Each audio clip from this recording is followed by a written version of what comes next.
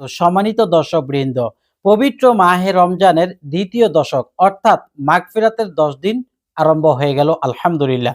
দর্শক, এই মাগফিরাতের ১০ দিনে কোন দোয়াটি বেশি, বেশি পাঠ করবেন? এমন একটি দোয়ার কথা আমি আপনাদেরকে বলবো, যে দোয়াটি পাঠ করলে আল্লাহ রব্বুল আলামিন আপনার ইচ্ছাকৃত গুনাহ, অনিচ্ছাকৃত গুনাহ মাফ করে দিবেন সুবহানাল্লাহ। এবং হাসি ঠাট্টা করে যত প্রকারের গুনাহ করছেন, মানুষের মনে কষ্ট দেওয়া, মিথ্যা কথা বলা, হিংসা করা, ঠাট্টা করা, বিদ্রূপ করা, যত হারাম কাজের গুনাহ আমরা করে ফেলেছি, এই দোয়াটি যদি আপনি পাঠ করতে পারেন, মাহে রমজানের মাগফিরাতের দিনে ক্ষমা প্রার্থনার এই দোয়াটি পাঠ করলে আল্লাহ রাব্বুল আলামিন আপনাকে ক্ষমা করে দিবেন সুবহানাল্লাহ। দর্শক, আপনি এই দোয়াটি কোন, কোন সময় পাঠ করবেন, কয়বার পাঠ করবেন এবং এই দোয়াটির অর্থ কি? অর্থটি মনে রেখে কিভাবে পাঠ করতে হয়? দোয়ার আগে কি পড়বেন, পরে কি পড়বেন? A to Z বিষয়গুলো আজকের এই ভিডিওতে বলার চেষ্টা করব ইনশাআল্লাহ। এজন্য আপনাদেরকে শুরু থেকে শেষ পর্যন্ত মনোযোগ দিয়ে শুনতে হবে। যদি শুরু থেকে শেষ পর্যন্ত না শুনে কোনো ভুলভাবে আমল করেন, তাহলে এই দোয়ার সম্পূর্ণ ফজিলত নাও পাইতে পারেন। দর্শক, এই পবিত্র মাহে রমজান আল্লাহ পাক আমাদের জন্য একটি অফার করে দিয়েছেন। তার ভিতরে আবার আরো বড় অফার করে দিয়েছেন, এটি মাগফিরাতের মাস। সুবহানাল্লাহ। কেন এই মাগফিরাতের মাসে আল্লাহ রাব্বুল আলামিন রহমতের মাসে ৩ টা ভাগ করেছেন, সেটাও আমি আপনাদেরকে বলবো। সর্বপ্রথম আমরা জেনে নিব, এই পবিত্র মাহে রমজানে আমরা দোয়া পাঠ করলে কি পরিমাণ সওয়াব লাভ করতে পারবো। আল্লাহর হাবিব রাসূলুল্লাহ সাল্লাল্লাহু আলাইহি ওয়াসাল্লাম বলছেন, পবিত্র রমজান মাস এমন একটি মাস যেটা অন্য মাসে আমল করলে যে সওয়াব হবে তার চাইতে ৭০ গুণ বেশি সওয়াব হবে এই রমজান মাসে আমল করলে। সুবহানাল্লাহ। আপনি যদি একবার সুবহানাল্লাহ বলেন, মাত্র একবার, আর অন্য মাসে যদি ৭০ বার সুবহানাল্লাহ বলেন, সমান সওয়াব হবে। সুবহানাল্লাহ। আপনি যদি রমজান মাসে নফল সালাত আদায় করেন, অন্য মাসে যদি আপনি ফরজ সালাত আদায় করেন, সমান সওয়াব হবে। সুবহানাল্লাহ। ১২ মাসের মধ্যে সর্বশ্রেষ্ঠ মাস হলো পবিত্র রমাদান মাস। আর রমজান মাসের মধ্যে সর্বশ্রেষ্ঠ দিন হলো জুমার দিন। আর রমজান মাসের মধ্যে আপনার ৩ টা ভাগ করা হয়েছে। একটা হলো রহমত, আরেকটা হলো মাগফিরাত, আরেকটা হলো নাজাত। ৩০ দিন, তার মধ্যে ১০ দিন হলো রহমতের, ১০ দিন মাগফিরাতের, ১০ দিন নাজাতের। রহমতের ১০ দিনে আল্লাহ রাব্বুল আলামিন বান্দাকে রহমত দ্বারা ভরপুর করে দেন। রহমতের চাদরে ঢেকে নেন। সুবহানাল্লাহ। এরপরে হলো মাগফিরাত। মাগফিরাতের ১০ দিনে, মাগফিরাতের ১০ দিনে আপনাকে ক্ষমা করে দিবেন। আপনার জীবনের যত গুনাহ আছে সাফ করে দিবেন। আপনাকে মাসুম বানায় দিবেন। আপনাকে নিষ্পাপ বানায় দিবেন। সুবহানাল্লাহ। মাগফিরাত বলতে আমরা বুঝি ক্ষমা প্রার্থনা করা বা ক্ষমা করে দেওয়া। এমন কিছু গুনাহ আছে যে গুনাহগুলো আল্লাহ রাব্বুল আলামিন ক্ষমা করে না। এক হলো শিরিকের গুনাহ, আর ২ হলো আপনার মানুষের মনে কষ্ট দেওয়া। এই ২ গুনাহ আল্লাহ রাব্বুল আলামিন সহজে মাফ করেন না। মাফ করেন কিন্তু সহজে মাফ করেন না। ওই ব্যক্তির থেকে মাফ চাইতে হয় যে ব্যক্তির মনে কষ্ট দেওয়া হইছে। আর শিরকের গুনাহ মাফ করেন না, হ্যাঁ, যদি সে এমন কোন তওবা করতে পারে, এমন কোন দোয়া করতে পারে যার কারণে আল্লাহ রাব্বুল আলামিন মাফ করে দেন। সুবহানাল্লাহ। আমি আর আপনি, একটা মানুষের এমন ভুল করলো আপনার বা আমার সাথে, যে ভুলটার কারণে আমরা তাকে মাফ করতে ইচ্ছুক না। কিন্তু সে যদি অঝরে কান্না করে, এমন কিছু বাক্য পাঠ করে বা এমন কোনো কথা বলে যেটার কারণে আমার হৃদয় নরম হয়ে যায়, তাহলে ওই ব্যক্তি কিন্তু মাফ করতে বাধ্য। ঠিক তেমন আল্লাহ রাব্বুল আলামিন বান্দাকে এমন কিছু দোয়া শিখাইছেন, বান্দা যদি কাকুতি মিনতি করে ওই দোয়াগুলো পাঠ করতে পারে বা ওই সিস্টেমে আল্লাহর কাছে চাইতে পারে, তাহলে ওই বান্দার দোয়াও কবুল করেন। সুবহানাল্লাহ। যেমন কিছু, কিছু সময় আছে দোয়া করলে সেটা বুলেটের মতো কাজ হয়, মিস হয় না। বুলেট যেভাবে মিস হয় না, বুলেট যেভাবে মিস হয় না, দোয়াও তেমন মিস হয় না। এমন কিছু সময় আছে। সুবহানাল্লাহ। সেই সময়টা কখন? একটি হাদিস বলি, আন আবি হুরায়রা রাদিয়াল্লাহু আনহু কল, বিখ্যাত সাহাবী আবু হুরায়রা রাদিয়াল্লাহু আনহু থেকে বর্ণিত, তিনি বলেন, ক্বালা রাসূলুল্লাহ সাল্লাল্লাহু আলাইহি ওয়াসাল্লাম, আল্লাহর হাবিব রাসূলুল্লাহ সাল্লাল্লাহু আলাইহি ওয়াসাল্লাম ইরশাদ করেছেন, সালাসাতুন লা ইউরাদ্দু দুআউহুম, ৩ ব্যক্তির দোয়া ফেরত হয় না। কয় ব্যক্তির দোয়া? ৩ ব্যক্তির দোয়া ফেরত হয় না। আল ইমামুল আদেল, ন্যায় শাসক, যেই শাসক ন্যায় ইনসাফ বিচার করে। অসএম ২ নম্বর হলো রোজাদার হাত্তা ইফতির, যতক্ষণ না সে ইফতার করে। তাহলে আমরা সময়টা পেয়ে গেলাম কখন আপনি দোয়া করবেন, ইফতারির আগে। ইফতার যতক্ষণ না করবেন ততক্ষণ মানে আপনি রোজা অবস্থায় রোজা মুখে নিয়ে যদি কোনো দোয়া করেন, আল্লাহ পাক সে দোয়া ফেরত দেন না, সেই দোয়া সঙ্গে সঙ্গে কবুল করে নেন। সুবহানাল্লাহ। এই জন্য আমরা চেষ্টা করব সবাই ইফতারের আগে দোয়ায় বসে কিছু সময় দোয়া করে নেওয়া। আল্লাহ রাব্বুল আলামিন আমাদের সবাইরে যেন মাফ করে দেন, ক্ষমা করে দেন।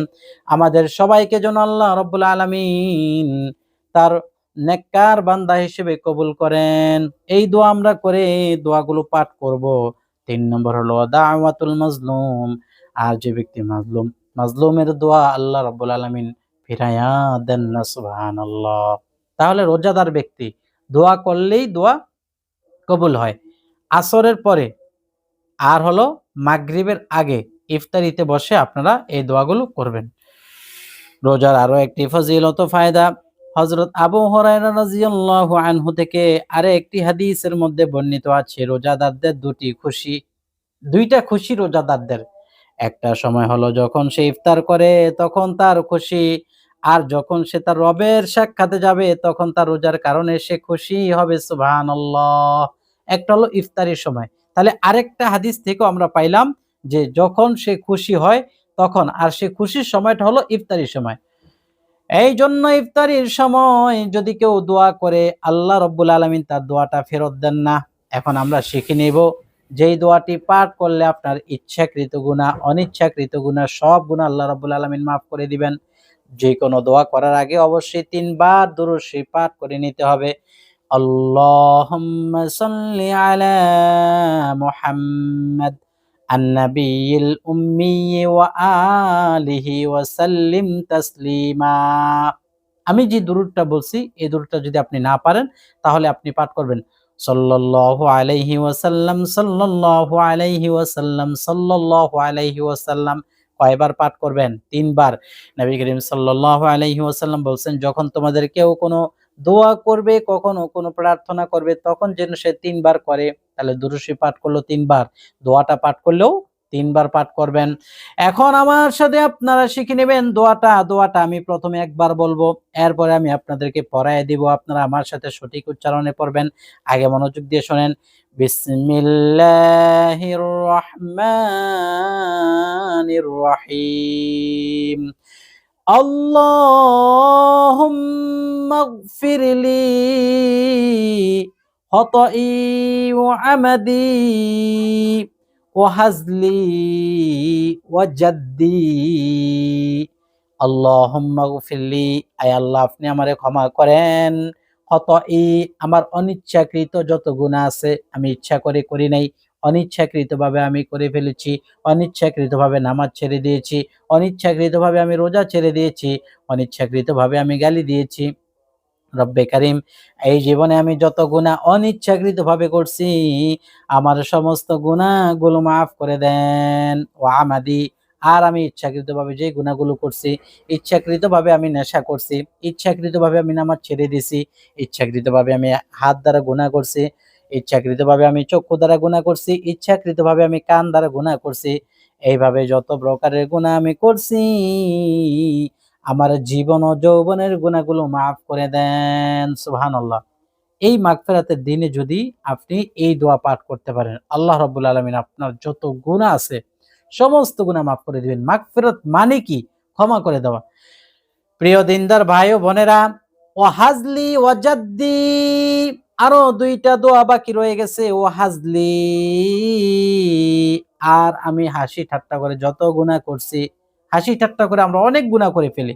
এই গুনাহগুলো আমরা মাপ চাই না, আল্লাহর কাছে বলি না যে আল্লাহ আমি হাসি ঠাট্টা করে যত গুনাহ করছি মাফ করে দেন। এই কথা সাধারণত বলি না।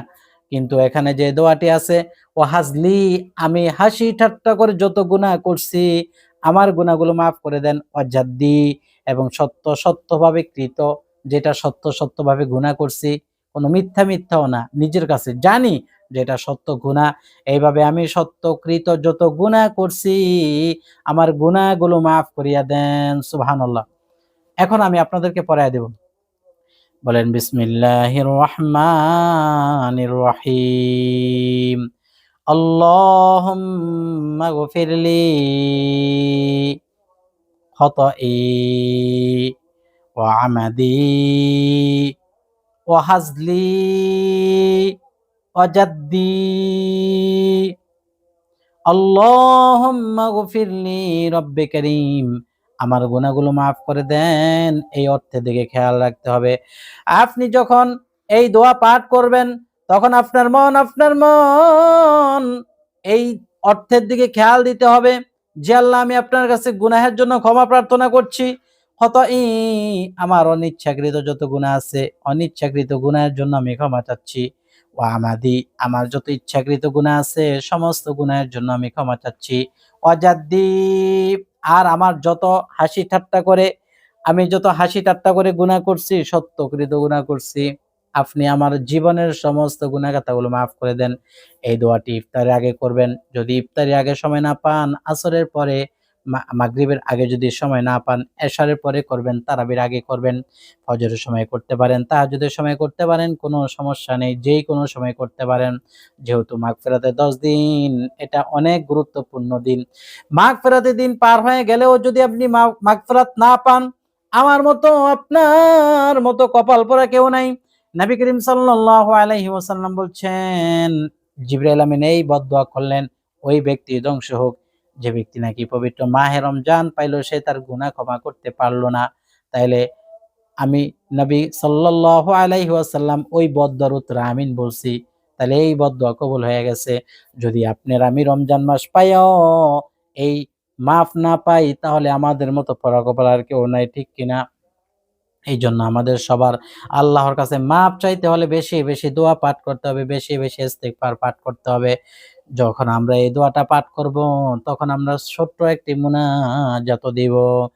প্রিয় দিনদার ভাই ও বোনেরা, তারাবির সময়, তারাবির আগে, তারাবির পরে, সেহরির সময় যখন আমরা হাত তুলব, যখন আমরা দোয়া করব, তখন দোয়া করার একটা নির্দিষ্ট নিয়ম আছে। দোয়া করার সময় হামদে সানা পাঠ করে আল্লাহর কাছে দোয়া করব, ইসমে আজমের ওসিলা দিয়ে দোয়া করব। যখন আমরা হাত তুলব, আলহামদুলিল্লাহি রাব্বিল আলামিন বলে হাত তুলব, আলহামদুলিল্লাহি রাব্বিল আলামিন। আসসালাতু ওয়াসসালামু আলা সাইয়্যিদিল মুরসালিন ওয়া আলা আলিহি ওয়া আসহাবিহি ওয়া বারিক ওয়া সাল্লিম। রব্বানা আতিনা ফিদ দুনিয়া হাসানাতাও ওয়া ফিল আখিরাতি হাসানা ওয়া কিনা আযাবান্নার। রব্বে কারীম, দয়া করে আপনি আমাদের জীবন ও যৌবনের গুনাহ-খাতাগুলো মাফ করে দেন। মাগফিরাতের ১০ দিন আল্লাহ এই দোয়াটা বেশি, বেশি করে পাঠ করার তৌফিক দান করেন। আয় আল্লাহ, মাগফিরাত আমাদেরকে দান করেন, ক্ষমা দান করেন। হাতের গুনাহ মাফ করেন, চোখের গুনাহ মাফ করেন, কানের গুনাহ মাফ করেন, মুখের গুনাহ মাফ করেন, জিহ্বার গুনাহ মাফ করেন। আল্লাহ, গীবতের গুনাহ মাফ করেন, চুগলখড়ির গুনাহ মাফ করেন, জিনা মাফ করেন। আল্লাহ, যত প্রকারের গুনাহ করছি, ইচ্ছাকৃত অনিচ্ছাকৃত, জীবন ও যৌবনের সমস্ত গুনাহ-খাতাগুলো মাফ করিয়া দেন। রাব্বে কারীম আল্লাহ, জীবনে যতগুলো আমল করছি কবুল করেন। মাহে রমজানের রোজাগুলো কবুল করেন।